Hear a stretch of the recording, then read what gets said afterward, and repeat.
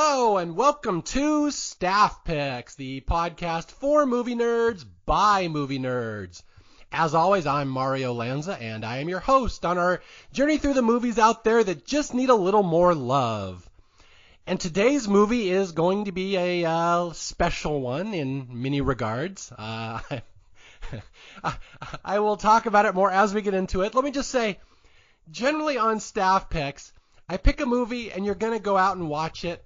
And afterwards you'll say, wow, that was a good movie, Mario. Good recommendation.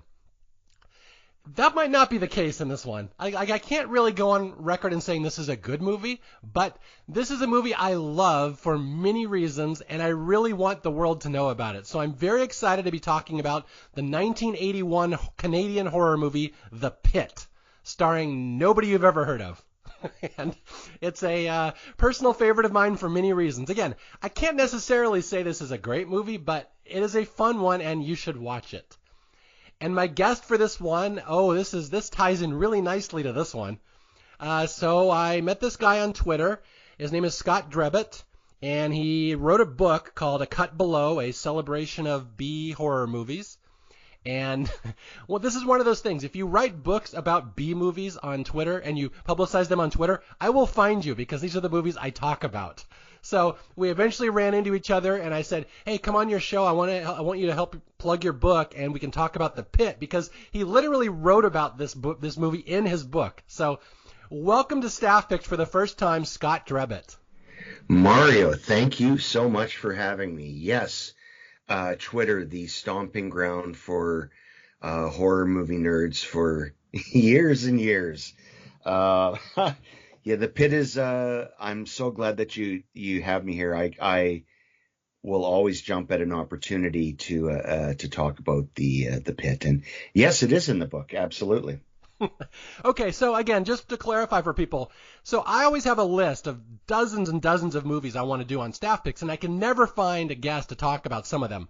Scott, my new friend here, my new BFF, literally wrote a book where he included The Pit. So, Scott, tell people who you are, and let's talk about your books. I'm dying to hear about this.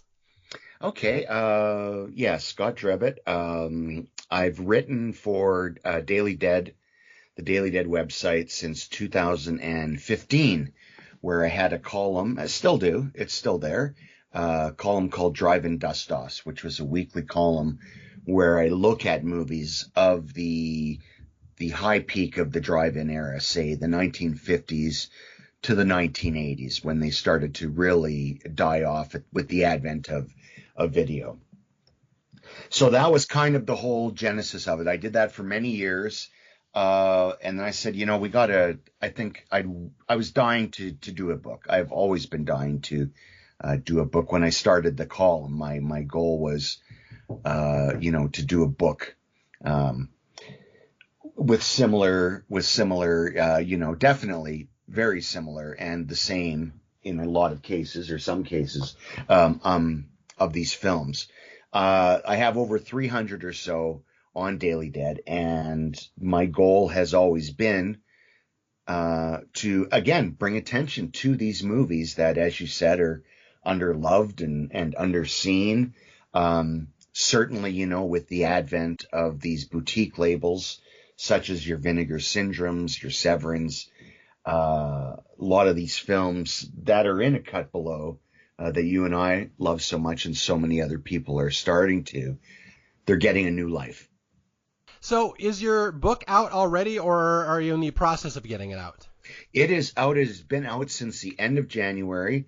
People seem to be digging it.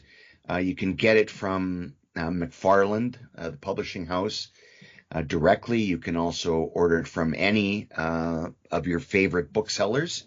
Have them bring it in if they're not carrying it. Again, McFarland is more of a, academic publisher, and so I guess I kind of pulled a fast one on him, and somehow got on there. You won't see me sitting back smoking a pipe with a smoking jacket on. It's not as highbrow as some of McFarlane's other offerings, is all I'm saying, but it is for fans of these kinds of movies And I just think it's a fun book. It's a little bit lighter. There are a lot of really great, um, heavier books on the subject out there. There's tremendous work being done. My take is the only way I know how, which is to cut it with a lot of humor, and is to get people into watching these movies and try and draw them into and get their excitement up for checking them out. Wow, you and I are going to get along really well. I just have to say, I know my listeners who listen to this show, they're like, oh my God, Mario just met his twin. Yeah. First off, I love that you somehow found an academic publisher to publish a book on The Pit. So well done. Right? Okay, yeah, we're going to talk about this movie, you guys. And I want to let Scott talk about his book more at the end, but I really, really have to introduce you to this movie, which might be the most bizarre movie I have ever covered on Staff Picks. And that's impressive when you consider I've already covered Demon Warp. Now, Scott, are you familiar with Demon Warp? You know, I've heard of it, but I'm not sure I've seen of it unless it's one of those films that has had 17 different titles.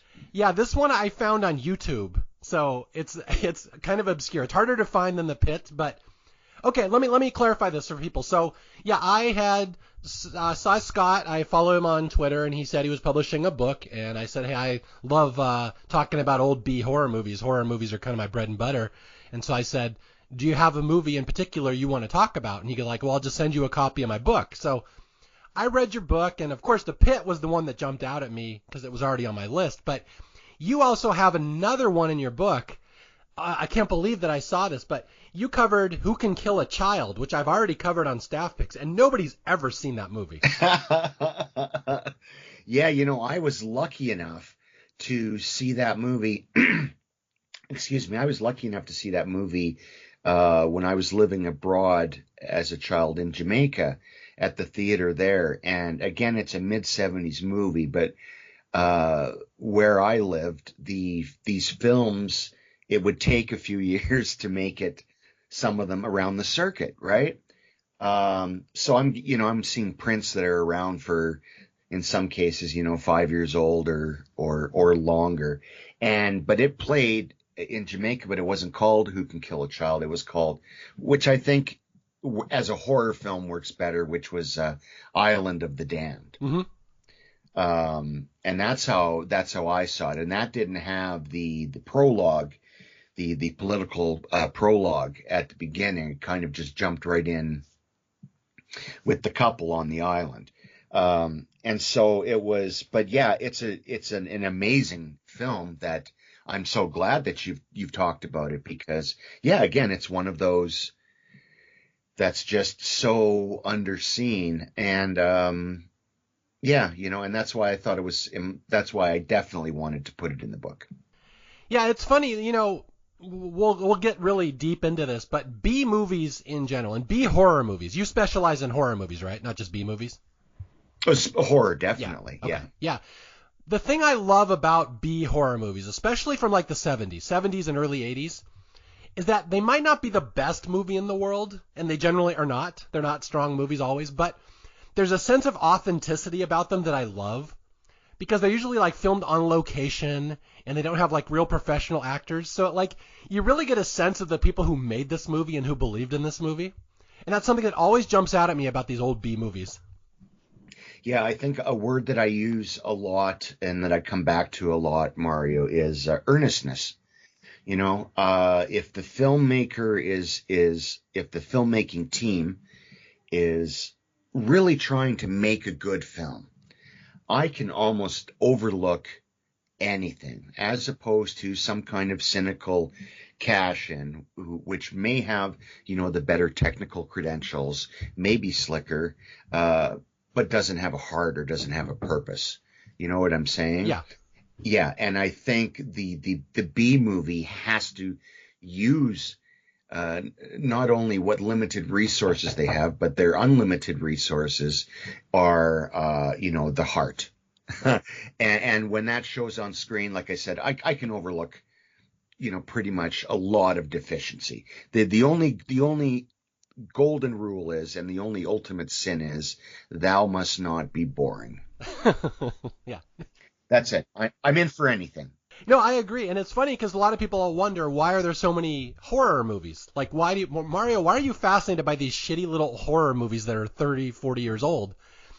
But the thing with horror movies that people have to realize is that they're cheap to make. So if you're going to start out and you want to make your first movie, horror is the perfect genre because you don't need much of a budget. You generally don't even need a script. You just kind of need some clever cinematography and ability to shoot at night and maybe ability to create suspense. But like that's the whole concept between even bigger budget movies like Halloween. Like you start out with the horror just because that's how you began as a filmmaker. Yeah, and you're not even starting, and you definitely won't have a star, right? Which is going to chew up a good portion of your budget. But anything around like a lot of the films, the sweet spot for me is anywhere from like $500,000 to say $1 million. By the time we get to like the mid 70s to let's say early 80s kind of thing, where they have. It's all of that money is being used to execute something that looks a little better, sounds a little better, but still has the same heart. They haven't hit the full-on catering table budgets yet or anything like that. On the same scale, if we look at the shot on video boom, which those are done for $0 or $200. Things. God bless them, Barry Gillis and company. Things has made it into the book. I'll have to reach out to Barry and let him know. He's just a super, super guy. And have you ever seen Things? I may have seen it on cable many years ago. Yeah, again, shot on video, makes no sense, is completely surreal. It's very funny if you go along with the wavelength. It's Evil Dead meets Doctor Who in a cabin for minus $30. Yeah, it's funny. Scott and I could sit here and talk about this subject for 3 hours. This would be a really long podcast. In the interest of keeping this relatively short, I won't, but I just love this. I see these movies when I'm a kid. I just see them. You catch them on basic cable, like late at night on HBO or something, and they stick with you. You never forget them. And I just want to bring up one more. You didn't write about this movie in particular, but I was watching on Shudder. I always get Shudder every year in around Halloween and just check out old horror movies. Yeah. And I watched Gator Bait recently with Claudia Jennings, which is not technically a horror movie, but it's very much a B movie, regional B movie. And like, I'm sitting there watching this thinking, wow, this movie is like I learned exactly what the Louisiana swamps of 1976 whatever looked like. Like it's such an accurate portrayal of what that time period looked like that I was just fascinated, not even so much by the movie, but just where it was filmed and like all these people. Yes, like I'm not in the true sense of the word, I guess what you would say a history buff. But when it comes to movies, you nailed it, to find out, to get a window into what society was like at that time. If you really want to watch the movies and then read about those movies and find out what the era was like that these movies were being done in and get them in their proper context.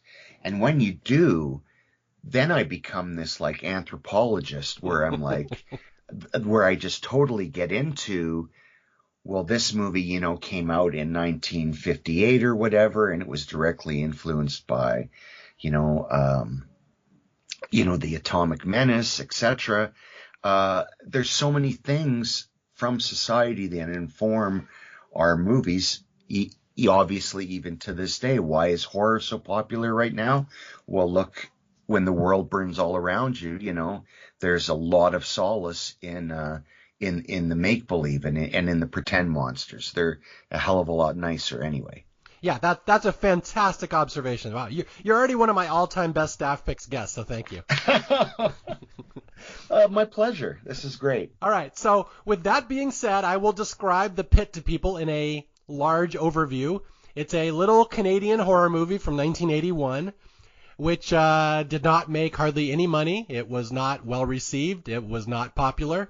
But it developed a very nice cult following because it's effing weird.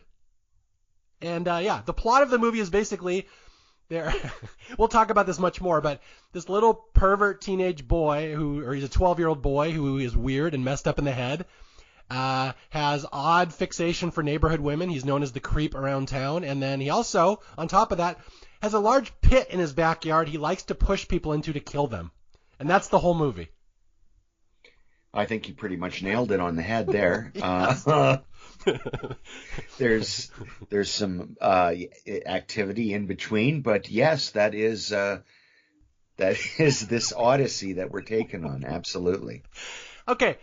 First off, I will ask the big question, Scott. Is this a good movie?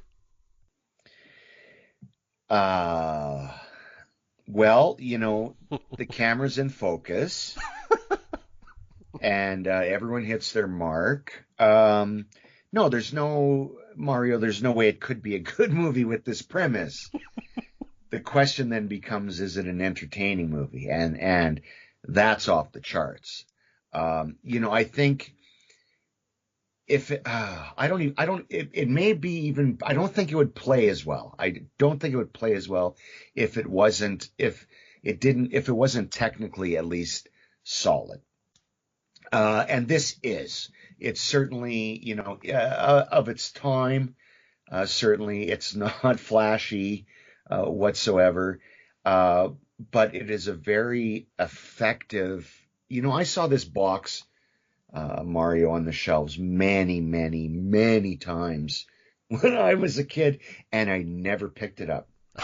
I'm sure it was an Embassy box with the star on the front. I can picture it may have even been a clamshell. I'm not sure, but, and never picked it up. I don't know why. I just wasn't seasoned enough then, I guess, because I think I may have fallen in love with it if I had seen it back then. But it certainly hits different as an adult anyway, I think, than if you were to see this as a kid. I don't know who it was for. If it was made for kids, they overshot it because it's all psychosexual sleaze, And if they were making it for adults, well, what does it say about me that I'm getting, that I'm watching this stuff? It says we love our horror, I think, is what it says more than anything. And in an age especially of Jason Voorhees and Michael Myers, right in the middle, smack dab in the middle, well, yeah, something like this, I think, is going to get lost. All the other Canadian kids were putting out Happy Birthday to Me and Prom Night, which everyone watched, right? No one watched The Pit. Yeah, well, okay, your argument that this movie is not really marketed towards anyone is a very sound argument, and I will agree with that. But in the movie's defense, there are a lot of bare tits. Listen, if you're an adolescent male or female enjoying this movie, and you're of that age when you're seeking out movies of that nature, yeah, you can certainly, that would be a check mark for you, absolutely, right there. But there's what hook are they hanging it on, right? Are they hanging it on Jamie's story with his teddy bear, or are you hanging it on the Trolologs? It's an excellent point. Okay, well, we'll get into this, you guys. I'm guaranteeing most of my listeners have not seen this movie, but even if you haven't, you have to listen to us talk about this movie. These are important things, people. Exactly. This is very fun. Your life will be enriched listening to two movie nerds talk about The Pit. Okay, so yeah, this movie's a Canadian horror movie. For some reason, I do a lot of Canadian horror movies on staff picks. They just always have a weird sensibility to them, and they jump out at me. Have you noticed that in your writing that there's a lot of interesting Canadian B horror movies?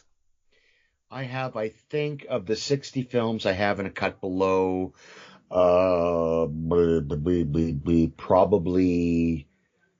7 or 8 of them I think are Canadian productions. Maybe even up to 10 are Canadian productions.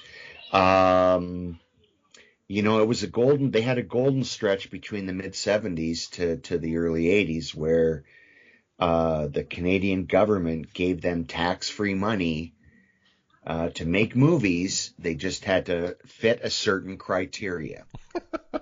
right? It had to be shot in Canada. It had to be above the line, had to be 75% Canadian. So you could bring in an American director, you could bring in an American lead star. Everyone else below that, below the top bill, has to be local, right? But because of that, there was they made a lot of horror movies and made a lot of money, with these Canadian releases, everything from Black Christmas to the rise of Cronenberg with Shivers and Rabid, and on, up until it burst about 83 or so, 83, 84. They dismantled it. But a lot of movies came out of that stretch, absolutely. And you're right, there is just something, they feel different, especially the slashers, I think, feel a little different.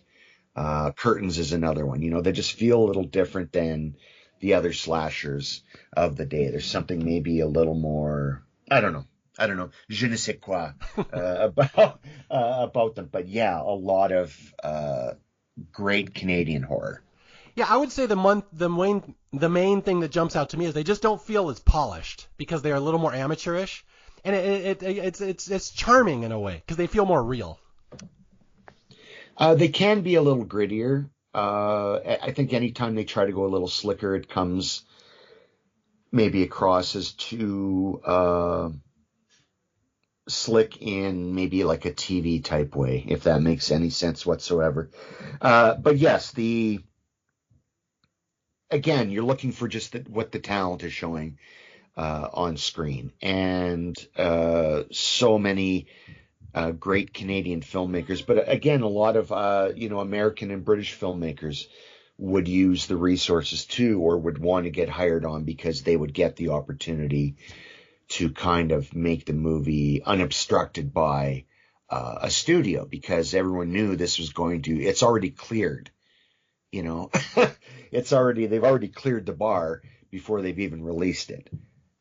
So everything is going to be making money. So it gave while they were under more of a time crunch, it also gave them a certain freedom, I think. And I just think it's good storytelling is what it comes down to at the end of the day. Not The Pit, necessarily, folks. Yeah, we're not talking about The Pit here. Not about The Pit, but some of the movies surrounding The Pit. Yeah, no, but there's a lot to love in The Pit. You can't hug the treasure if you can't hug the trash too. You know what I'm saying? Yes. You have to. And it's delightful, and it ain't boring. Okay, so yeah, let me throw a couple things out there. So yeah, this is a Canadian movie. It was made by a first-time director, also last-time director, and I actually didn't write him down, but we'll talk about him more later. So this movie was based on a book. There's a book called Teddy, which I've never personally read, about a boy who's kind of got mental issues and has a teddy bear who tells him to do bad things. And they took that book, and a screenwriter made it into a movie, and the director took that script and said, I don't like this script. I will make up my own movie as we're going along, and I'll take out a lot of the elements, and I'll change it from a psychological drama into a horror movie. And that's the one thing that we'll talk about as we go along in the plot of this movie. The director clearly did not believe in this script, and you can tell because the movie is about 3 different movies in one, and they don't really link up at any point. No. No, they do not. One little clarification, if I may, and this is kind of neat, I think, is that the book Teddy is actually it's a novelization of the script. Oh, the script came first. That came out, before the movie. So what you have is a book based on the original screenplay, and that's the one that bumps up against the director Lou Lehman, who decided to change some things, well, for the betterment of us, the viewer, but for the worse of, coherency and well, what the fuckness, really. Yeah, really. Yeah, but this movie is all over the place to the point that I cannot believe, like Riff Tracks, Mystery Science Theater, those guys have not covered this movie. There has never been a better movie that's waiting for a Riff Tracks treatment than The Pit. It's so unintentionally funny. Like, it's creepy. It works as a horror movie at times, which is shocking. But it's so unintentionally funny that my wife just gets the giggles thinking about this movie, the pit death scenes in particular. I know you know which ones I'm talking about. Oh no, they're all terrific, Ma. That's probably the montage is probably my favorite part of the film. And I was talking with some friends the other day about this, and they were saying that it veered more towards the comedic, and my point was because of the music, etc. And I said, well, I think it's unfortunate. I don't think it's supposed to play comedic, other than the one scene where the policeman zooms off accidentally in the electric wheelchair and crashes. The rest seem to me just like, when you put them all together like that, it plays funny because, again, the early 80s and the 80s was the time of the montage, right? In the 70s. The montages, and those montages are usually done to upbeat or funny things, not the murder of a bunch of people. So it's going to play as comedic, absolutely. Okay, so here we go. We're going to get into the plot of The Pit, which there's no way we're not going to devolve into a giggle fest when we're talking about this one. This is such a ridiculous story. I cannot believe I'm doing a staff picks on this movie. But yeah, so The Pit starts, and I love this movie because you jump right into the action. There's no preamble. There's no prologue. There's opening credits. We literally start right in the middle of a scene at a Halloween party. It's like previously on The Pit. It's like an TV show. So explain this first scene to people and what happens. So it's a good old, Medias Res scene where it's basically a scene from halfway in the movie that they decide to shove up front just to give you a little idea, little taste of what's to come. And it's basically, as you said, it's at a Halloween party. Our protagonist, Jamie, is wearing a bed sheet to be a ghost, and he goes up to a kid and says, "Are you this kid?" This is a kid who had hit him before, which they show in a flashback in the scene they've inserted from later on in the movie at the beginning. Is everyone paying attention? Okay, good. So he gets hit in the face in the flashback, so the guy he's talking to, he doesn't like. But the guy doesn't know it's him because he's wearing the ghost sheet. So he says, "Hey, I found a bag full of treasure in the woods. You can have it. Just follow me." So the kid, being an idiot bully, of course, does, him and his silly girlfriend. And they go into the woods where there is a even darker pit in the already horribly lit scene that we're watching at night. And he says, "Okay, go over there. There's got to be millions of diamonds in that bag. Go over there, and it's all yours." Because how generous of him to give it away. So the bully goes over. Jamie in the peekaboo behind pushes him in, and thus starts our movie. Yeah, so literally the movie is about a little kid named Jamie, 12 years old. He's been bullied, and he's figured out a way to get revenge on his tormentors. And we start with him pushing one of them into not a bottomless pit, but a pit. And then we get the opening credits, The Pit. And that's it. And then we get this nice little montage of opening credits. And now we go to the meat of the story where we meet Jamie's parents and the babysitter. And before I let you go, Scott, on this one, there's literally only about two characters in this movie. There's Jamie, the 12-year-old, and his babysitter, Sandy, and there's a bunch of peripheral characters around them. But it's really the story of these two people. Yeah, it's as they say in the business, a two-hander. Yes. Although we get the impression Jamie's doing a lot of two-handers when he's by himself. Jamie is a very muscular adolescent on his right arm. Yes. Okay. Although there's one thing I got to point out. So on the DVD, there's a lot of features and stuff, and I was watching it this morning, and the screenwriter on there, Ian, I forget his last name, Ian something. Ian Stewart? Yeah, Ian Stewart. He wrote the screenplay for this movie, And it's all about this kid who has an unhealthy fascination with older women, and he's a bit of a perv, as we say. Yeah. But in the script, Ian's like, I wrote it, and he was an 8-year-old. Yeah. And it's way more creepy if he's an 8-year-old because it's like a demon child. He's precocious. He's got these adult thoughts. And then he said, I turned the script over to the director, and the director cast a 12-year-old who's been through puberty. And he's like, that ruins the whole movie when it's a 12-year-old hitting on these older women, because now it's just porny. And that's the problem with this movie. It verges into porny at times. Yeah, that's an understatement. I mean, well, when we move along in the plot, there's a moment later on that will have you, I don't know if this will translate to an audience over a microphone, but I'll try to do it where you would look at the camera and do a double take and go, it's a big one of those, folks, and we'll get to it later on. It makes it. Sorry, I was just going to say, since the cat is out of the bag on that, boy, oh boy, folks, does it change the tone of the film when you change it from an 8-year-old to a 12-year-old. Well, you'll see. We'll go along and yeah. Okay. Okay, yeah. So Jamie is again, in the script he was 8, but they made him 12, and he's played by an actor named Sammy Snyders, who I actually think is pretty good in this. I think he's very effective. What is your opinion on Sammy's acting in this movie? I like him. It plays like some kind of his performance. It plays like some kind of demented after school special where it's a little jazzed up and over the top, but I think he gets the material. He realizes he's not getting any Genie Award for this. That's the Canadian version, folks.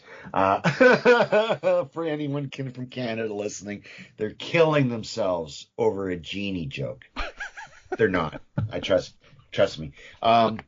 Sammy, he's good. I think he's good. I think he's very energetic. I think he brings the right amount of kind of aw shucks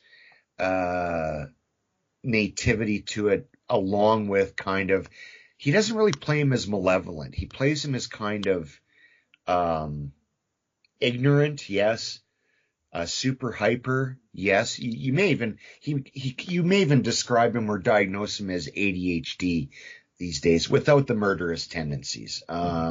Just in terms of, he's like bouncing off the wall. So I think he really captures the energy for this version of the character. But should this version of the character even be there? Well, that's not his fault. So yeah, no, I think he does a good job. I think he was a solid actor. He seemed to have a decent career as a child actor, and I will give him the highest of compliments that I totally buy him as a psychosexual pervert in this movie. Yeah, well, I mean, he has, he plays what he's given, and I think he does. I think he does a good job, as does our babysitter who we're about to be introduced to, Sandy. Yeah, okay, we'll talk about her in a second. So yeah, the start of the movie is we meet Jamie, this little 12-year-old, and again, this movie is actually not filmed in Canada. You think it is, but it's actually, what is the city? It's in Wisconsin. Yeah, it's Beaver Dam, Wisconsin. Beaver Dam, and apparently they're very proud that this movie was shot there. They love this movie there. I would listen, if I was the mayor of Beaver Dam, I would have Pitt t-shirts. I would have a whole gift shop just dedicated to this movie. I would. Okay, yeah, so Jamie we just see him walking around town, and again, he's just a little pervert. We see a shot of him. He gets in trouble at school for bringing nude books of older women to school. He has to write his words on the chalkboard. I will not do that again.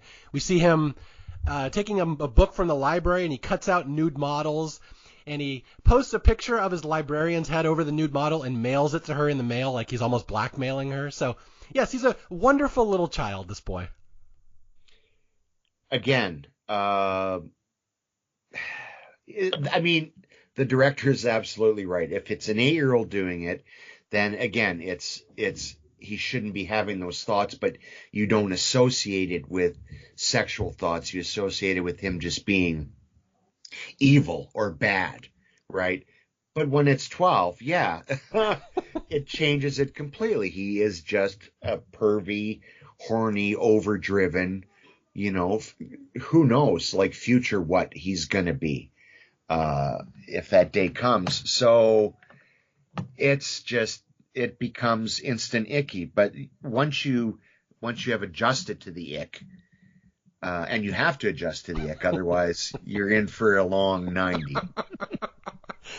Yeah, okay, so Jamie just walks around town and everybody hates him. All the women in town hate him in particular for obvious reasons. Although we see other people here that don't like him. There's this little girl, Abigail, little red-haired girl, who hates him, won't let him play with her bike, calls him a funny person. Are you a fan of Abigail? She's the best. Yeah, that's from the first meeting, right? When she rides off on her bike. She's, get out of here, you're a funny person, or something like that. What? Who talks like that? She calls him that 3 times in the movie. I paid attention. They keep coming back to that line, you're a funny person, which nobody has ever said that phrase before. No, and certainly not about him. Yeah. Maybe it's an upper Wisconsin thing. I don't know. I don't want to judge their dialect. Maybe it's a Fargo type thing. But yeah, funny person is the ultimate insult in this movie. Oh, boy. Yeah, the dialogue is special. It really is. There's and it is a treat, because sometimes you get maybe visual gaffes that you find amusing, or a performance that is over the top, but when it's baked right into the dialogue, it's special, you know. It's in the DNA. It gives you an extra layer to enjoy. Yeah. Okay, so we meet this little girl who's nasty to him, and don't worry, she's going to die later, so it's okay. And then we have this old woman, I forget her name, there's an old woman in a wheelchair. There's a scene right at the start where Jamie's on the sidewalk, the little boy, and the old woman is being pushed down the same sidewalk, and she literally just runs into him. She's like, move! And he's like, well, sorry, I didn't know your wheelchair was coming at me. She's like, get out of the way! And like the old women start gossiping, like, what a little trash young man, what a brat. I don't know what he's going to grow into one day. So we get the sense Jamie is well known in this town for not being well liked. And they haven't even been there that long, because they like move around a lot. So, because he says, ever since I've moved here, and I'm like, Jesus, you're like 12. Like, how many times have you moved around, kid? Like, anyway, I think they try to build sympathy for Jamie.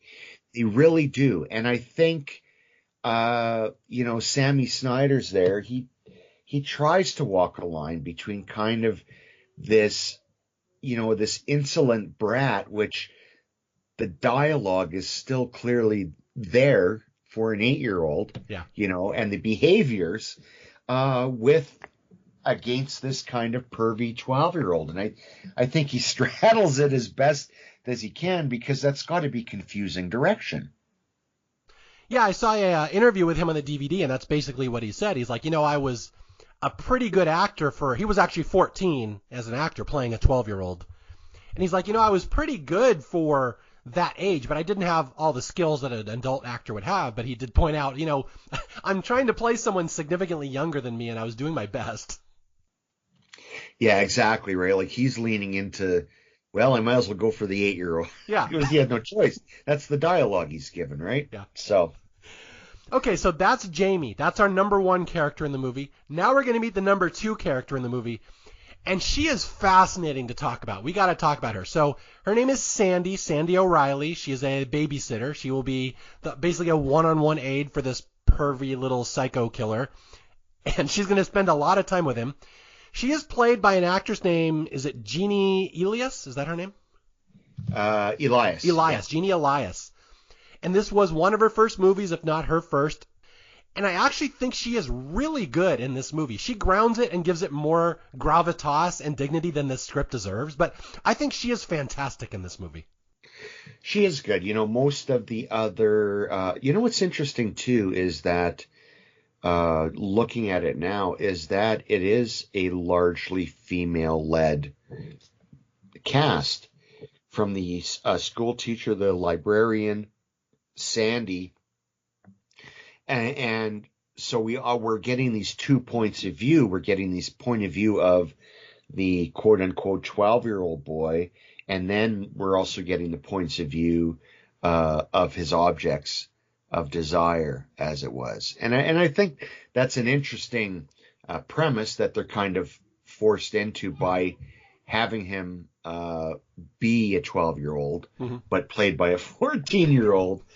My head starts to hurt even talking about this movie after a while, just because it's, yeah, I just think it's really, I think he's good for what he has to work with, and B, for what, for trudging through this tug of war, Yeah.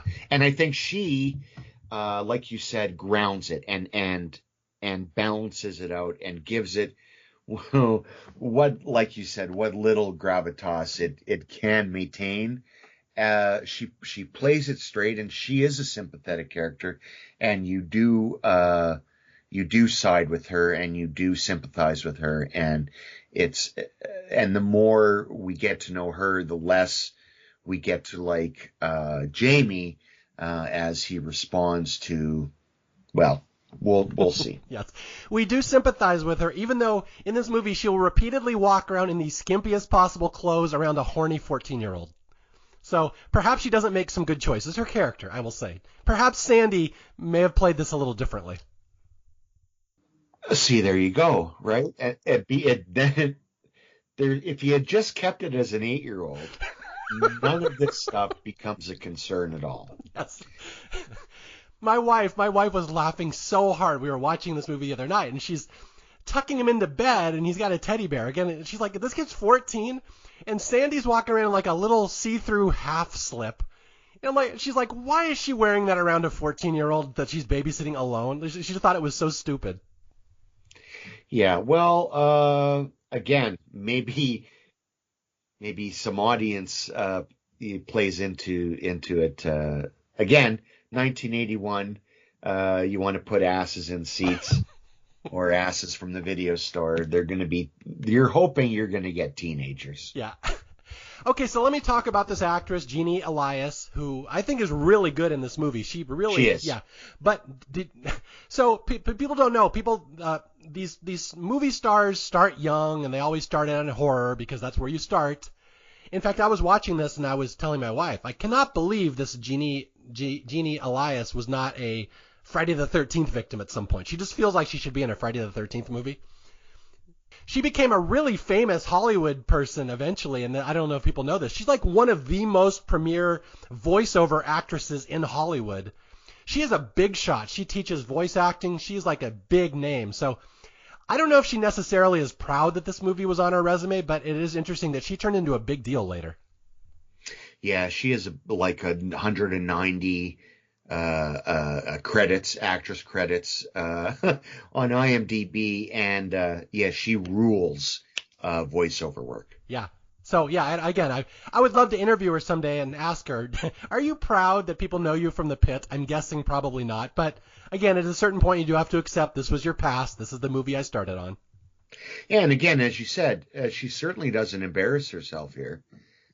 No one does. All the performances are, again, the performances are fine. The technical side, there's, it's solid. It is the concept and the execution thereof that just is wild. Yeah, that's something I was specifically noticing today. Like, the film quality is really good, and I just have a DVD. I don't have like a Blu-ray or anything. Like, it looks really sharp for a movie this cheap and, like amateurish. But like, technically, it's way better than it should be. Yeah, again, experienced crews will help a first-time director do it, and same people working on the same projects, and a certain competency arrives, and it's just what you're hanging that competency on is really the do or die, and this one was people were just not having it. Okay, so here we go. We'll get into the plot. So basically what's happening is Jamie, our little weird kid, his parents are going out of town. They're going to Seattle on some business trip, and they've hired a live-in babysitter to come and stay with their son as they're out of town. So we get the scene of them interviewing Jamie. This is Jeannie Elias, and they're saying, what are your qualifications? And she's like, well, I'm a psych student at the local college. I'm working in early child education. I really like working with exceptional children. And the mom's like, oh, our son's exceptional, all right. You'll really enjoy working with him. You're only the 17th in the past 6 months. Yeah, this is like Bluebeard here. For some reason, we can't keep wives with Bluebeard. I don't know what the problem is. So anyway, the mom is interviewing Sandy, and Sandy doesn't seem to think she's going to have a problem with this kid because she's worked with tough kids before. And the mom's even kind of warning her, and I think the dad, if I recall, says, oh, he's special, all right. So even the parents are like, our kid sucks, but good luck. They already have one foot out the door. Yes. As they're leaving her instructions. Yeah, and so Jeannie is, and so Sandy is all raring to go, and we get this scene where she gets to meet the boy she'll be babysitting for the first time, and he, again, this is going to throw you right into the speed of this movie here, where the very first thing Jamie does when he sees his hot 22-year-old babysitter, he goes under the table, he drops his napkin, he goes under the table, and he looks right up her dress. Yeah. Welcome to the pit. Again, when you got to compete with Porky's at the multiplexes, you have to have the traditional under the table, up the skirt shot. And I love this scene in particular where Jamie, again, who's 12, clearly obviously drops his napkin so he could go see his babysitter's panties. And the dad is not even surprised. The dad's like, none of that, young man. Like, clearly he does this a lot. Yeah, none of that anymore, Jamie. Yes. I told you 14 times before. Yes. Fool me 15 times, shame on me. Shame on me. Yes. So they leave her alone with this weird little psycho kid. And so it's Sandy and Jamie. And this is literally the next 30 minutes of the movie, is her trying to know this kid, meet this kid, learn his little quirks. And we will get shots right off the start of him talking to her and hanging out with her. And he just stares right at her chest the entire time. And it's unnerving to her. Mm-hmm. Mm-hmm. Well, as it would be. As it would be, yeah. Sure. But again, you're not dealing with a normal adolescent boy. You're dealing with Damien, the teenage years. Yes. Damien, the 14-year-old, 8-year-old. Yes. In a 16-year-old's body. Yes. And they're about the same size. That's the thing. If you think of the script, he's supposed to be a little kid who has this weird crush on his older babysitter. But in reality, the actors are about the same height. Like, they look like peers. So It really, like you said, it really changes the dynamic. Yeah, and I'm not, again, I never had, any.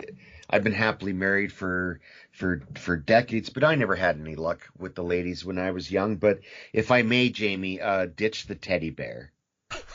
I'm saying you may stand a better chance. It won't be worse, but you got to ditch the teddy bear. Yeah, okay, let's talk about this teddy bear. For, again, people who may have not seen this movie, it was based on a script called Teddy.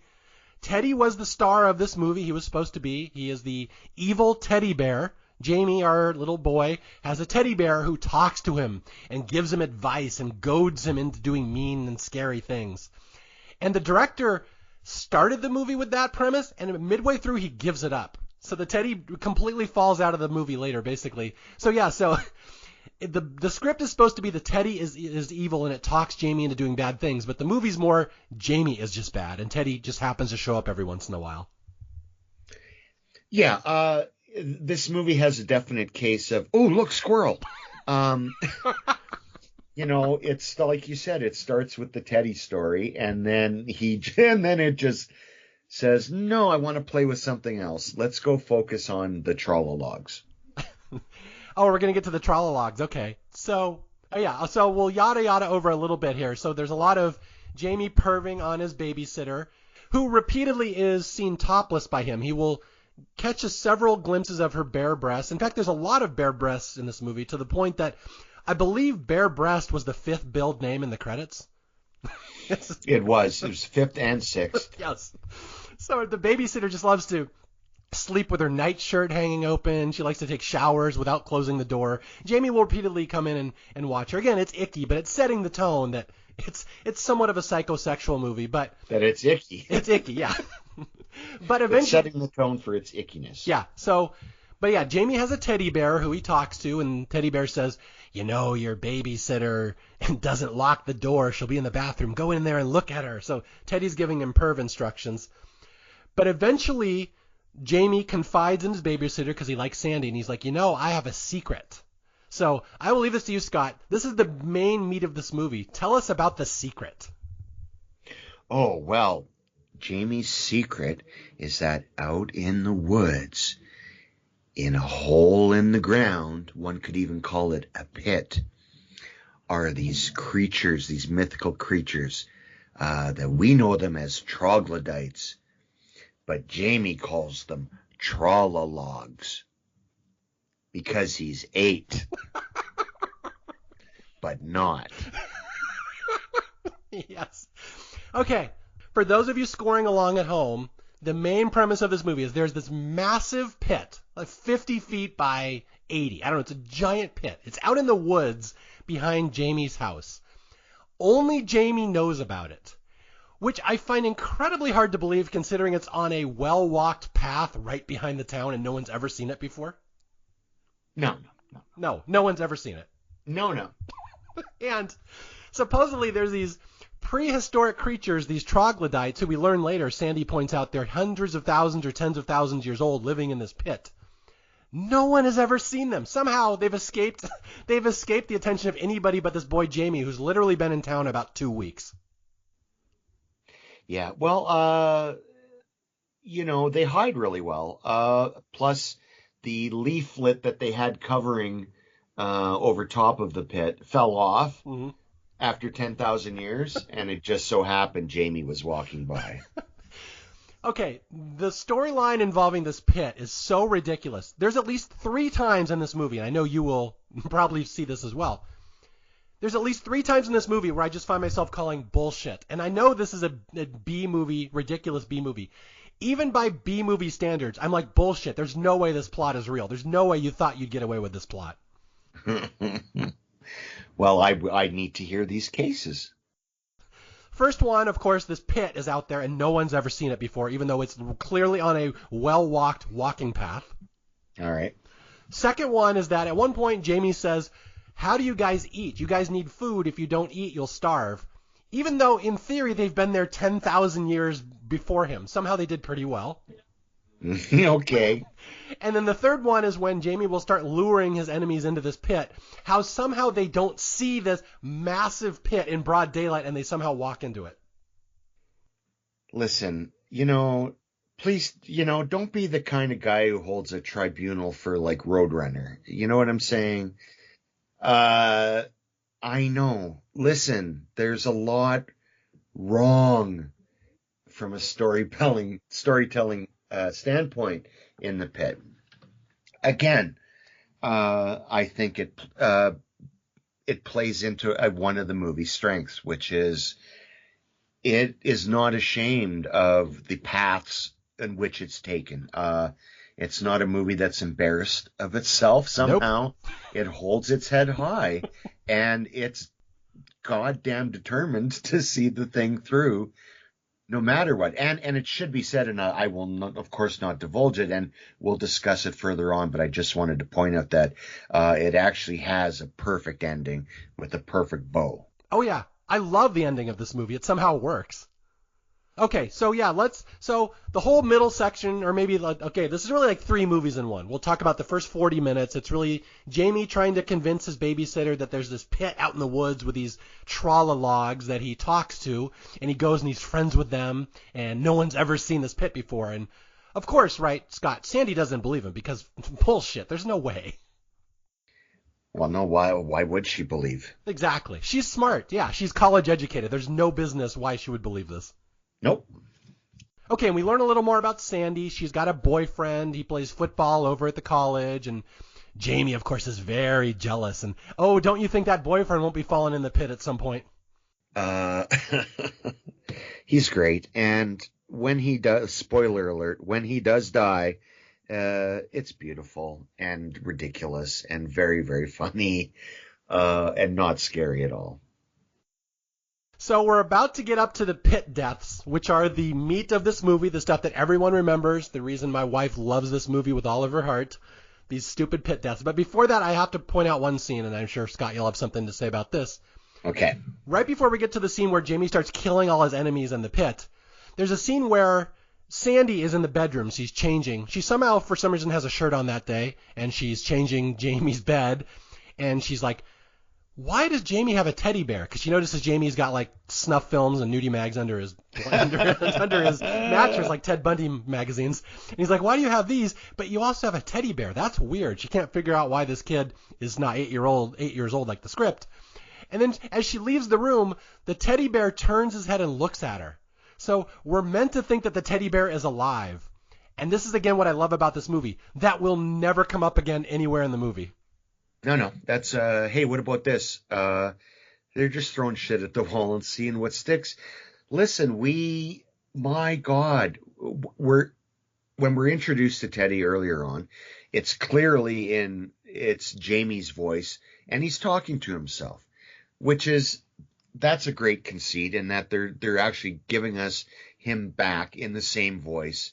And it makes it very clear, you think, that he's just talking to himself. And then they throw this in where, with no one else around, the teddy bear turns his head. So I guess, the existential question is if a teddy bear's head turns, but no one is there to see it, did it happen? Ooh.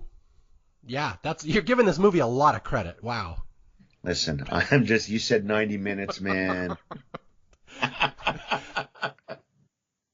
I'm getting out my pipe for McFarland here. Yeah, the academic publishers. Yeah. What is the deeper meaning of the teddy bear? There you go. All right, so it's funny. I mentioned I was doing a staff picks on the pit, and one of my longtime listeners, a guy named David, watched the pit the other day, and he's firing questions at me. He's like, what is the teddy bear moving? What's the significance of that in the movie later? And I'm like, none. Don't even look for significance. You're not going to find it. Do not try to psychoanalyze this movie. It is not, that significance you're looking for is not hidden under that bush. Yeah. It's not hidden under that table. It has left town, my friend. It is on the next bus to Albuquerque. Yeah. The significance is the director was like, it would be cool if his head turned. And that's really the significance. Yeah. All right, so there's two things before we get to the pit deaths I have to point out. One of my favorite running jokes in this movie, and you may have caught this. The more you watch this movie, the more the little things you'll pick out. Our lead actress, Jeannie Elias, cannot run to save her life. Have you ever noticed that? She has the worst running form I have ever seen, to the point that even on the DVD commentary, they interview her, and she points it out. She's like, the director told me don't run. You don't know how to run.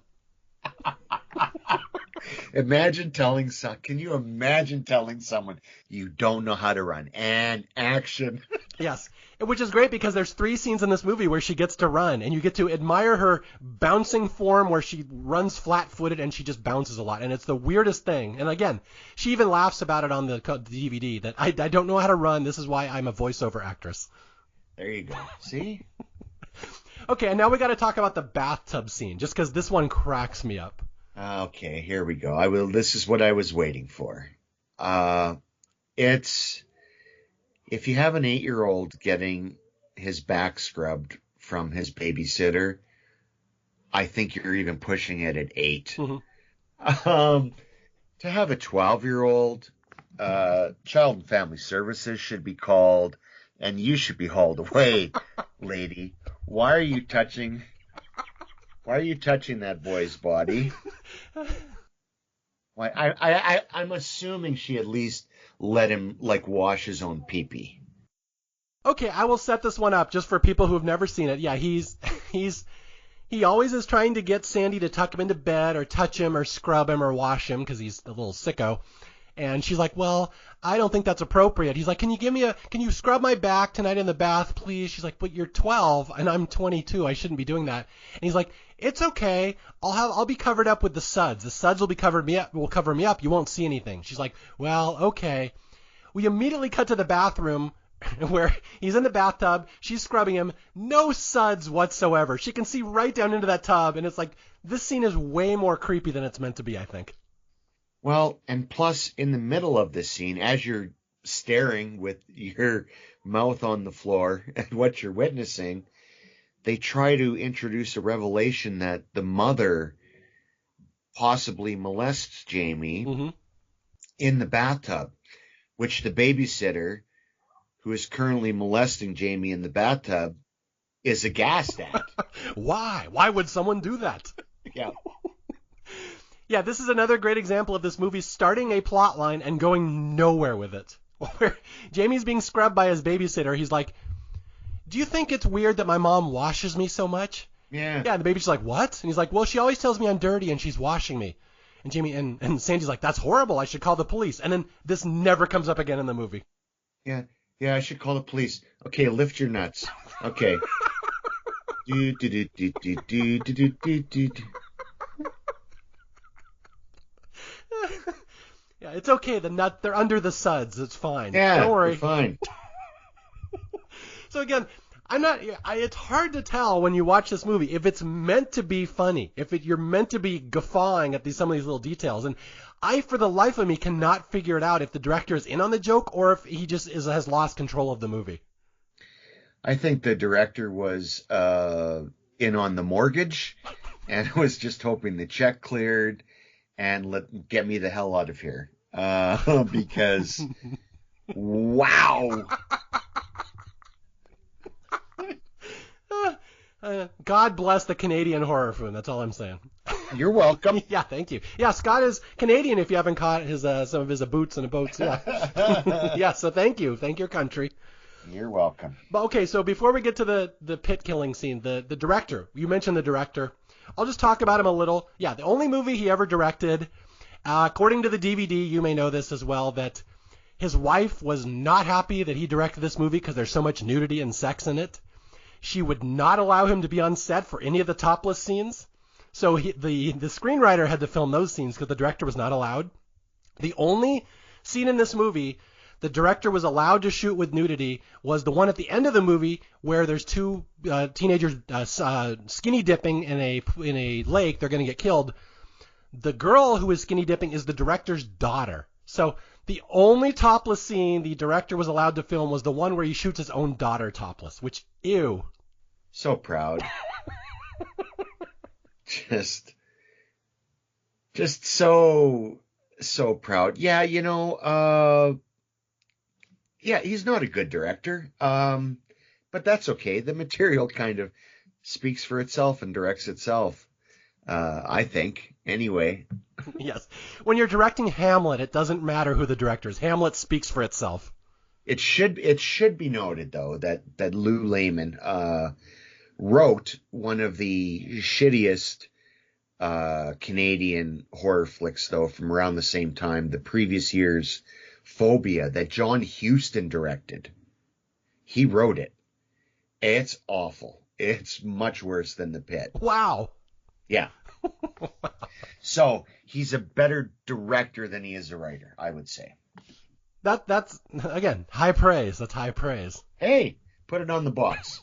Okay, so here we've established the weird psychosexual relationship between Jamie and his babysitter Sandy. And now it's going to go into the part of the movie that people remember, the actual horror movie part of this, where now Jamie's going to become fixated on these logs that live in the pit behind his house.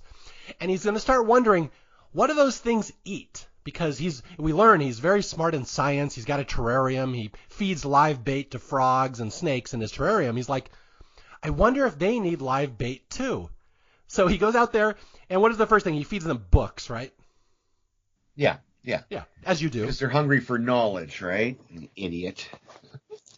And it's nice to know the Canadian school system is not as strong as the American one, even. Oh, my God. These things might eat books. They need knowledge. Okay, so then we get a scene of, these trolologs, again, which look like Ewoks in a pit. You're going to hear a lot about them later. He's like, well, they don't eat books. Maybe they eat meat. So he starts going to the butcher, and we get a long stretch where he's buying meat and stealing money from his babysitter and buying meat. And these trolologs love meat, don't they? They do. And after I think the fifth trip of buying 50 pounds of meat with what money, I have no idea, the butcher finally says, hey, aren't your parents out of town? What are you doing with all that meat, Jamie? Oh, I think he's caught on to me. Yeah. Well, I love the butcher says, are you going to put it in your freezer? Like, he literally gives Jamie an out. There's your lie. Just say it's going in the freezer. And Jamie can't even answer that. He's like, And then later, yeah, I think that's it. I think it's going in the freezer. But it does take him a while to take the bait. Jamie's an idiot. How he even lasts this long without being found out is a miracle. Okay, so it's just about time for the pit deaths, and I always forget this. I've seen this movie a lot. I watch it a lot in research for this podcast. I always forget there's a random subplot here for no apparent reason where he blackmails his librarian into showing her tits to him. Oh God. Well, you call it a subplot. I mean, it takes up as much screen time as any of the other plots almost. So yeah, I call it main plot adjacent. It is, yeah, and again, it's to show us how evil little Jamie would be, but again, just ends up showing us how pervy adolescent Jamie can be as he takes Polaroids. And okay, yeah, he uses a tape recorder to blackmail the librarian to take off her clothes and dress in front of the window, or else he's going to hurt her niece. Yep. Which is totally insane. So of course she agrees to it. And then as soon as he takes a picture of her with her top down on his Polaroid, the niece walks in the back door and she realizes she's been duped. I think it's important to remember that it's really the psycho sleaze, I think, that is the winner of the plot element of the pit. Okay, so Jamie is established. He does bad things, and he's really not to be trusted around women. And there's a scene here I love where the babysitter pulls him aside, and she's like, Jamie, you got to stop doing this. Stop stealing my money. Stop being a sex predator. Like, sorry. Like, well, but she even calls out her boyfriend, the football player. Could you talk to this kid? Could you give him a speech to maybe not be such a little creep? And so Jamie's world is going to spiral downhill, and this will culminate in the stretch of the movie where he starts feeding all his enemies into the pit. And again, it plays like a sitcom from the early 80s. You're waiting for like Ted Knight to come out of the bushes or something like that. It's bizarre. And again, I don't think it's played for laughs or each individual one, but when you put them together like that, the image in your head is a montage of silliness. You know, you're waiting for like a wardrobe change or something like that, trying on outfits. That's what's up next on the pit. But that's how it plays. It doesn't play, I don't find, as this section especially, as scary at all, but it's definitely side-splittingly funny, but I don't think intentionally. Yeah. And those are some of the best laughs in movies, the unintentional comedy. And you are about to get the king of all unintentional comedy montages in the pit. Okay. We'll start with Jamie decides his trogs need meat. They need meat to survive. He starts by kidnapping a cow and trying to drag the cow out to the pit, which I don't know where he got a cow.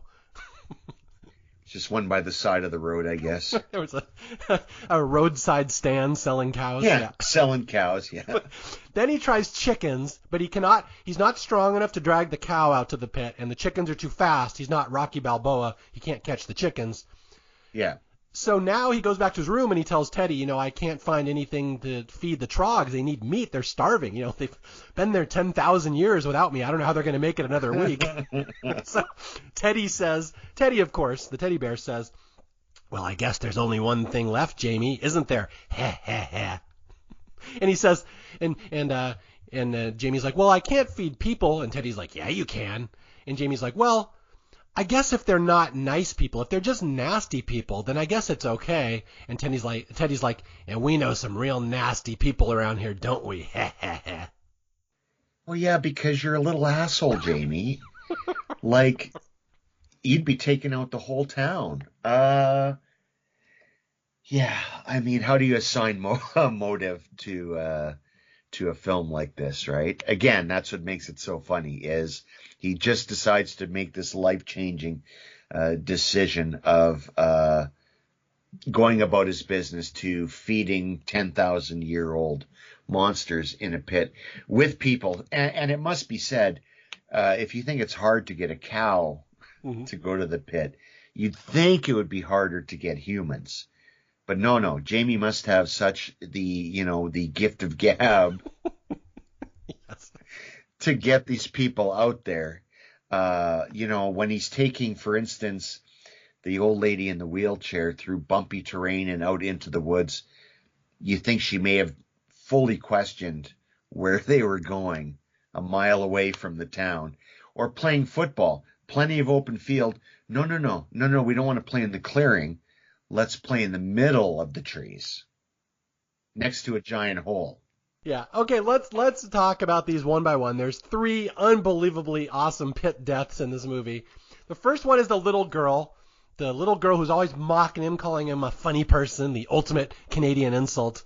Where where he lures her out to the woods. He's like, you were mean to me the other day. You were mean to me a day after that. But I like you now. Let's go play in the woods. And she's like, fuck you, or whatever a Canadian equivalent to that is. Fuck you. Hey, screw you, buddy. But so he's like, well, there's this bike path out in the woods that's too hard for girls. Girls aren't able to ride on it. You don't have the strength. And she's like, oh yeah, I don't believe you, mean funny person boy. And so he will get her to ride her bike out into the woods, and I will let you take this one away. This is just art, this whole scene. First of all, I just want to say there's no way, even back then, that anyone would have gotten me to go a mile out into the woods to go look at something or challenge me. It's just not going to happen. But when she goes out there with him, it's great. Every one of these is great. This one, I don't know if this one is my favorite just because physically it doesn't, I don't find it as humorous as the other one. So you go ahead and you give this one. I can't do it justice by describing it. I really can't. I will do my best. Thank you for this incredible honor, Scott. So the little girl rides her bike out to the woods. He sets out a tripwire at a certain point. So she runs into it and it knocks her out. And my wife was laughing at that. She's like, it hits her in the knee. How does that knock her out? She hits it at about 2 miles an hour in her knee and it knocks her out. So when she's knocked out, he takes her bike and he rolls it to the other side of the pit. So when she runs to get it, she'll fall into the pit and die, and all the trogs will eat her. But the problem is, logistically, when you watch the scene, it's broad daylight. There's no shadows in the woods. This is the well-lit pit in the history of time. There's a pit is between her and the boy, clearly visible, about 80 feet long. It's the biggest thing ever. Somehow she does not see this pit as she runs towards her bike, and she flounders and flails into it and goes, ah! And again, my wife just dies laughing. She's like, how the fuck does she not see that giant pit in front of her? It's a film populated with stupid people doing really stupid things, and I applaud it for that. I really do. The pit I love it when you see the pit as an object itself it's supposed to be an object itself of terror. Don't stand too close to it. That's bad. And for God's sakes, look down where you're going, because the way you miss this, the way she misses it and the next person misses it too, is it's just glorious. And they're not even doing day for night. It's day. You can't even say, well, it was supposed to be nighttime, but they just shot it in the day. No, folks. Like you said, there's not a lick of darkness around. You'd think with the premise of the movie that Jamie would have to push people into the pit. But no, they freely run into it on their own. Well, yeah, who's number 2 on the kill list? The old woman. Number 2 is the old woman who was mean to him on the sidewalk. And this one's fun because this one he doesn't have to get her to run into it like his little neighbor. This one he just takes her wheelchair and pushes her a mile over bumpy road as my wife said, She does literally nothing to stop him as he's pushing her for a mile. She just flails her arms like she's Kermit the Frog. Yeah. No, you're absolutely right. And then when he gets her to the pit, it's all done so carefully. He doesn't go to the edge of the pit. He goes about a foot before the pit, stops. She puts her feet down and leans forward into the pit. It's beautiful.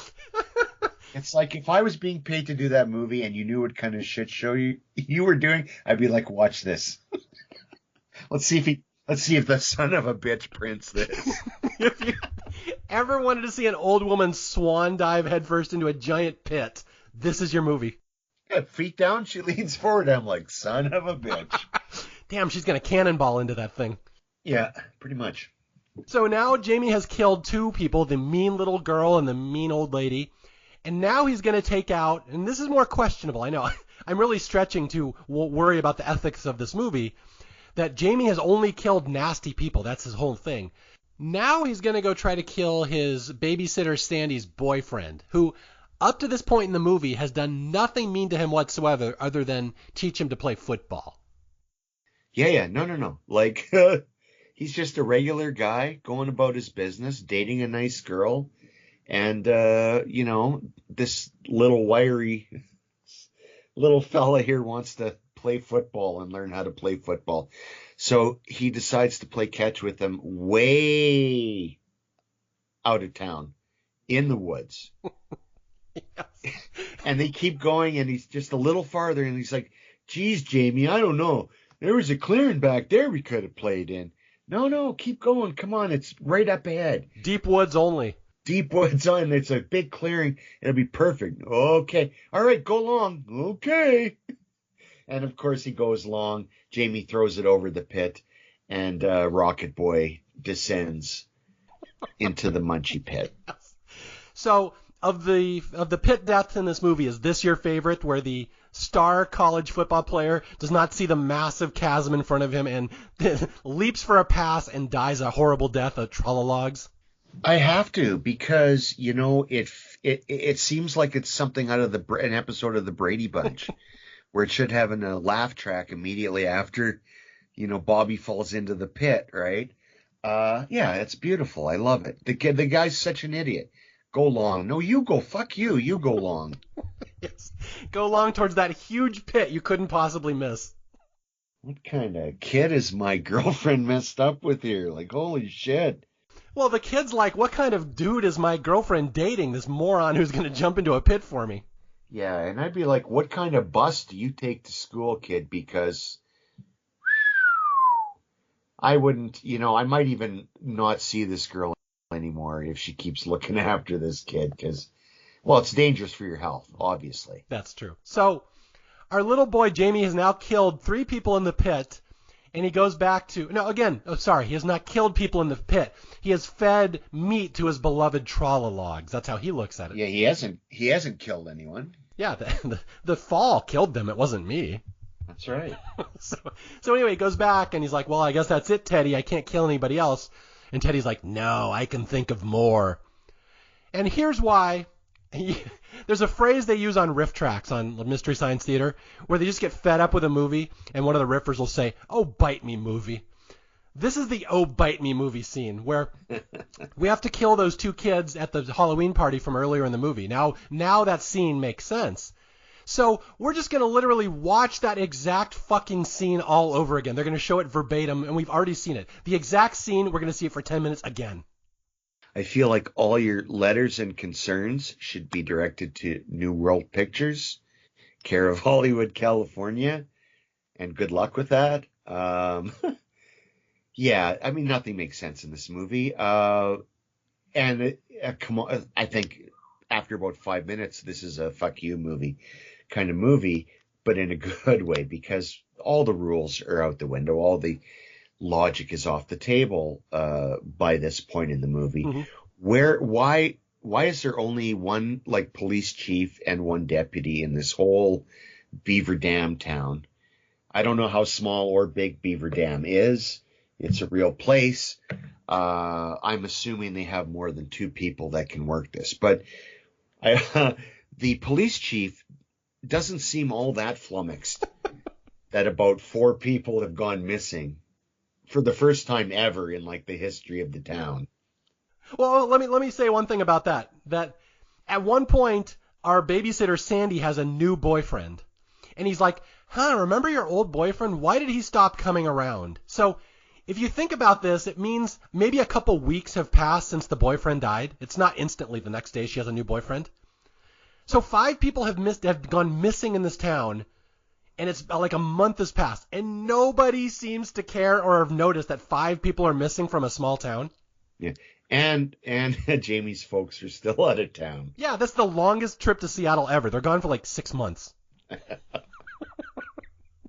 So nothing, the rest of this movie makes sense. We have to build on this foundation that's bad to start with, and now it's all going to be based on this. So yeah, so like you said, there's one police chief, and he's starting to wonder maybe some people are missing, even though like a month or 2 months has passed.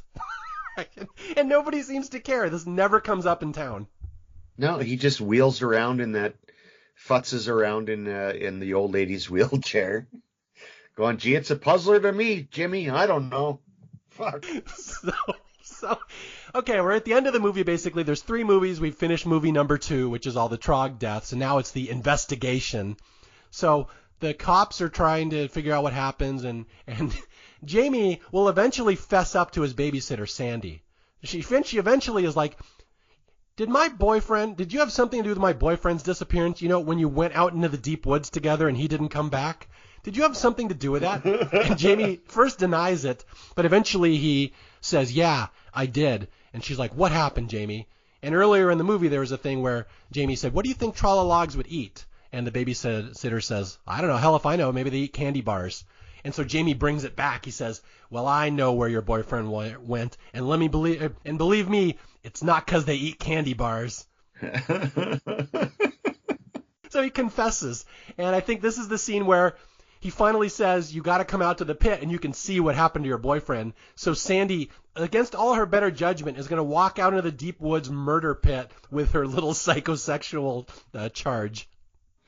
You know, this movie, even though not financially successful, it resonated with artists. You know, because of this, we end up with the what's in the box scene from Seven. Mm-hmm. They clearly ripped it off directly, I think. Or what's the French film with the missing Spore Loose? Yes. Yeah, the Vanishing. Yeah. The Vanishing. Yes. Again, all these artists have taken from this unheralded cinematique. Yes. It all started with the pit. There would be no modern horror without the pit. So forget John Carpenter, forget Black Christmas. The pit is ground zero. I'm just saying it should be in the conversation.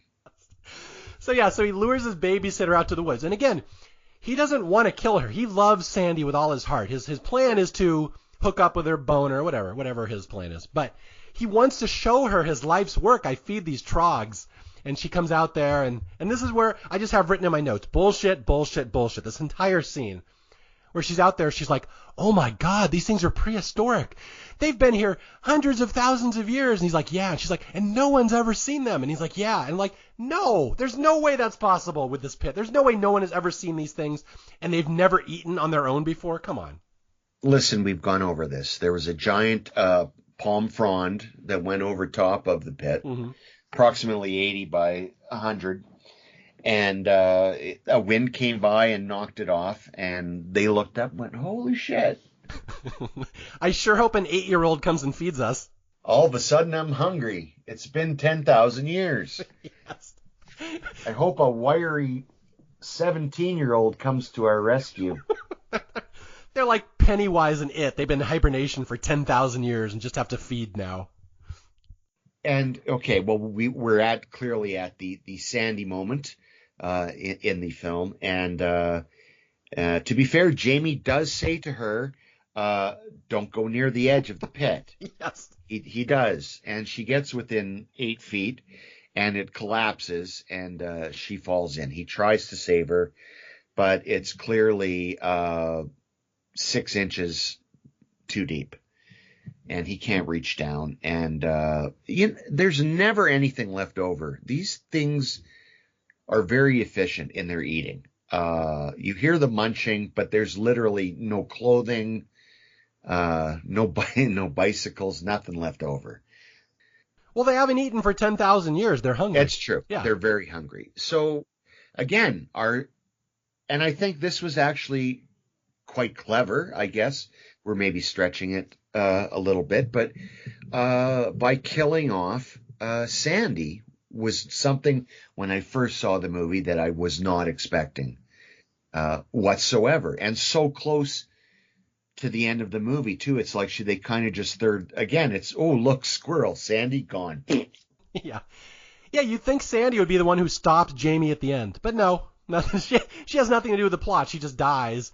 And Jamie's horrified. Although, in his defense, he's 8 and he knows better than to stay away from the edge of a pit. She's college educated in her 20s. She does not know that. So perhaps she asks for it a little bit. Yeah, where in reality he could like bench press her. Yes, he's gonna drive her back to college himself. Yeah. So Sandy dies and Jamie's horrified. He's like, no! And his life is ruined because his pets have eaten his girlfriend. And this is where we go to the end of the movie, the last part, where we just have to wrap this up, where Jamie has ended his murder spree. He's like, I won't do it anymore. I didn't mean for Sandy to die.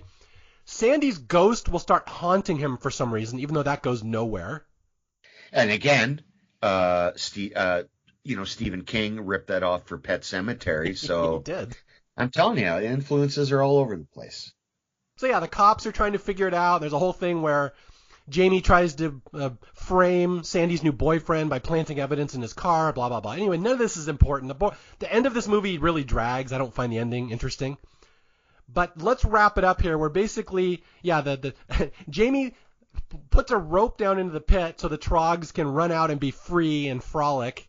And they go on a murder spree, and so the entire town forms a posse to hunt them down. And they find them very easily. Yeah, first time we ever noticed this pit back here. Shit, did you know this was here? I had no idea. I just thought it was a thicket out on your farm. I just thought this is where you go to play football. Yeah, them football field out there underneath that pond frond, right? So, yeah, the cops form their posse. They come out there, a bunch of farmers with the guns. They trap the Trollocs in their pit, and they blow the shit out of them with shotguns. And it's actually a pretty satisfying ending. It is. And then... yeah, then we get the double ending. Well, you get the double ending, and I think the real end, the perfect bow for this movie, and actually, like, genuinely clever. And it's one of those where...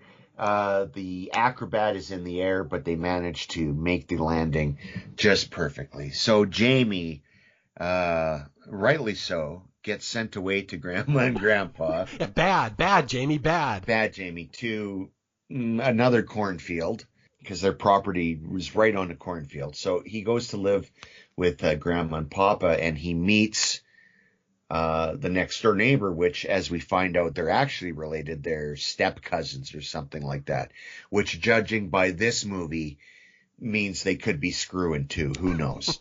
I mean, he's going to screw somebody. We know that. Well, he's about to get screwed, because what happens is he meets this new next door neighbor, and she says, hey, you want to play tag? And he says, sure. She goes, okay, you're it. And she runs off into some woods. And he follows her because he's a smart fella, and they come across a pit, and she looks kind of surprised, and he looks kind of surprised, and he goes right up to it, and he's like, oh no, this is bad news. And then she pushes him into the pit, and that's how the movie ends, as it should.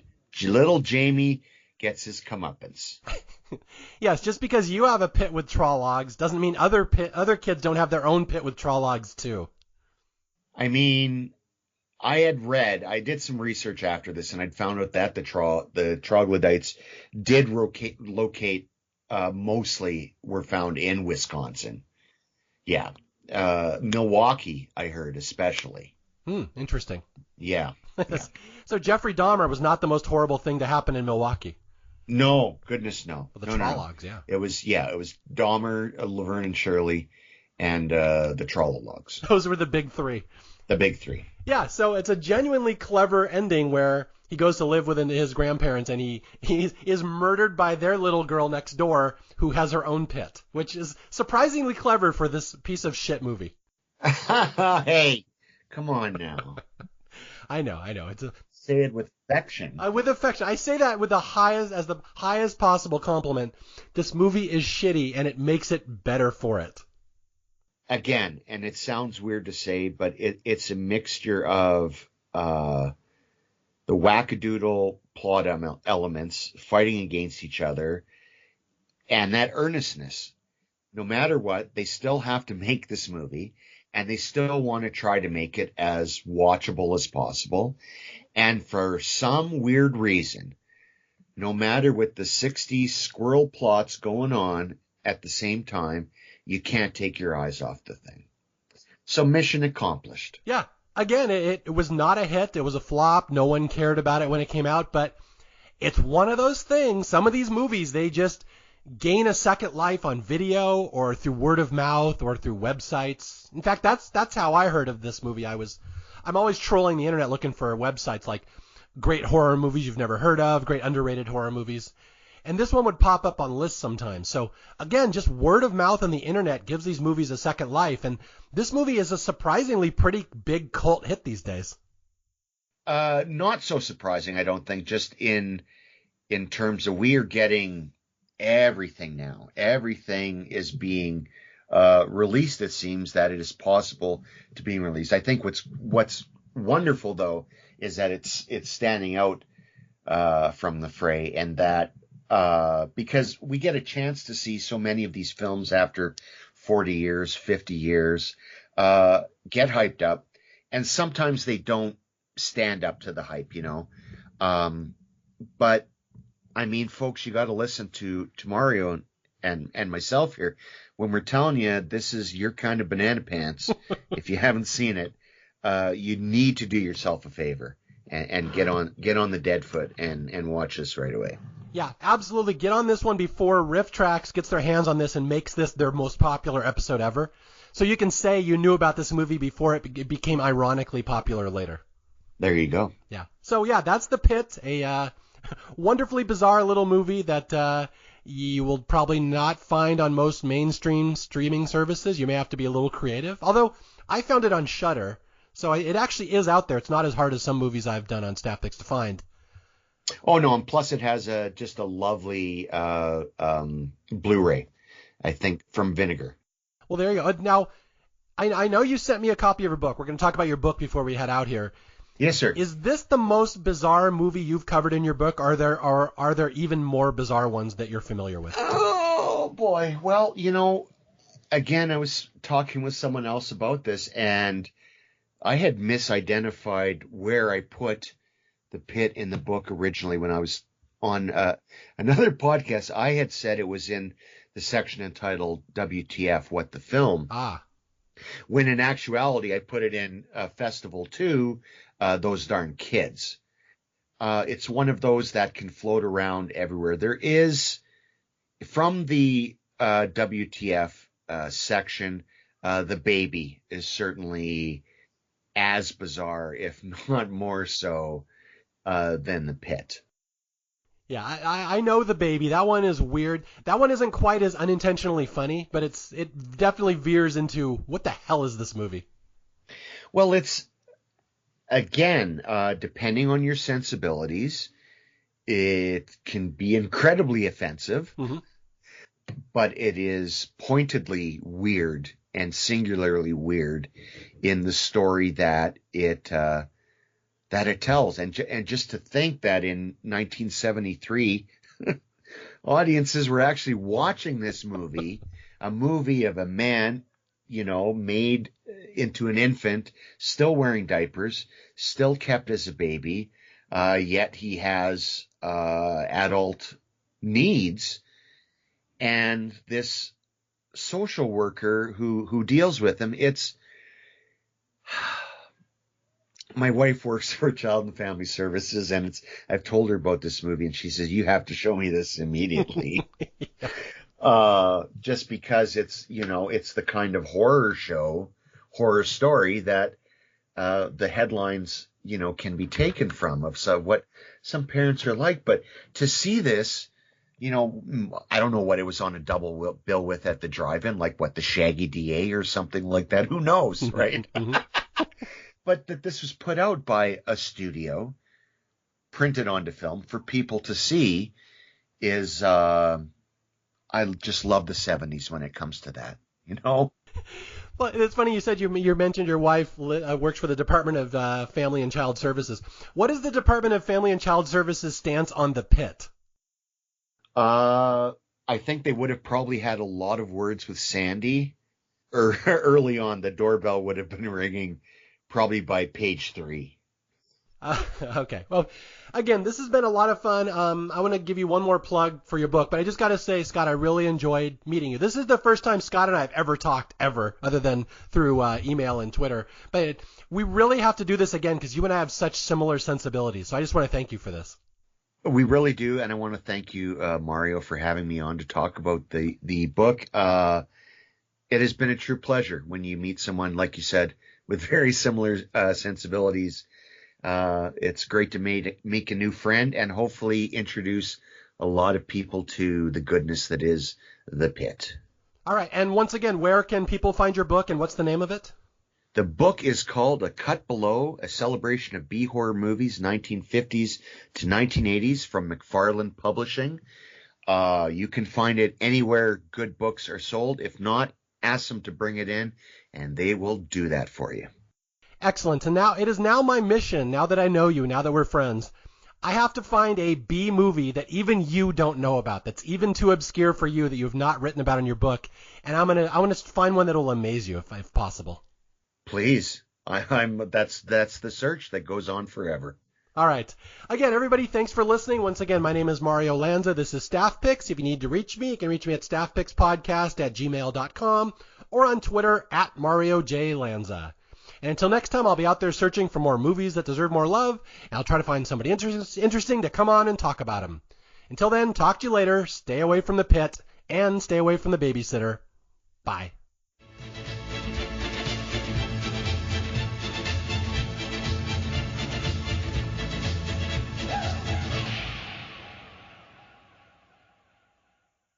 She's pretty. Really pretty. Well then, she's just what we've been waiting for, isn't she?